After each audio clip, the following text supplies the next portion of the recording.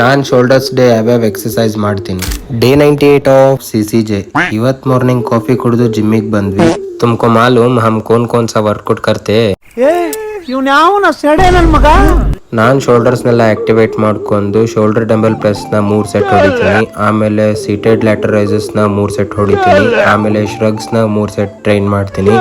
ಆಮೇಲೆ ರಿಯರ್ ಡೆಲ್ಟ್ಸ್ ಗೆ cable face full over ನ ನಾನು ಟ್ರೈನ್ ಮಾಡ್ತೀನಿ. ನೀವು ಯಾವ್ದೇ ವರ್ಕೌಟ್ ನಾದ್ರೂ ಆಗ್ಬಹುದು. ಅದಕ್ಕೆ 7-8 ವೇರಿಯೇಷನ್ಸ್ ಮಾಡ್ಬೇಕಂತೇಳಿ ಏನು ರೂಲ್ಸ್ ಇಲ್ಲ. ನೀವು ಕರೆಕ್ಟ್ ಆಗಿ ನಿಮ್ದದ್ ಒಂದು ಶೋಲ್ಡರ್ ಪಾರ್ಟ್ ಆಗ್ಬೋದು, ಚೆಸ್ಟ್ ಆಗ್ಬೋದು, ಎಷ್ಟು ಪಾರ್ಟ್ಸ್ ಆಗಿ ಡಿವೈಡ್ ಆಗುತ್ತೆ ಅಂತ ಹೇಳಿ ಎಲ್ಲಾ ಪಾರ್ಟ್ಸಿಗೂ ಒಂದೊಂದು ಎಕ್ಸಸೈಸ್ ಪ್ರೋಗ್ರೆಸಸ್ ಓವರ್ಲೋಡ್ ಆಗಿ ನೀವು ಟ್ರೈನ್ ಮಾಡಿದ್ರೆ that's enough for your muscle building. ನೀವು ಜಿಮ್ ಅಲ್ಲಿ ಹೋಗಿ ವೇಟ್ ಲಿಫ್ಟ್ ಮಾಡಿದ ಕೂಡಲೇ ನಿಮ್ ಮಸಲ್ ಬಿಲ್ಡ್ ಆಗಲ್ಲ.